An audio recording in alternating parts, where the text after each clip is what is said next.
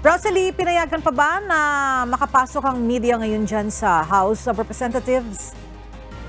Ela, ngayong araw ay limitado na lang yung mga maaaring makapasok sa House of Representatives. Naghigpit na ng entry point sa Batasang Pambansa bilang paghahanda sa ikatlong State of the Nation Address o SONA ni Pangulong Ferdinand Marcos Jr. Kabilang tayo sa mga hindi na pinapasok ngayong araw at sa Lunes na tayo maaaring makabalik sa Kamara para sa mismong taunang ulat sa bayan ng Pangulo. May listahan ng mga may pahintulot na makapasok sa Kamara simula sa araw na ito hanggang Lunes, July 22.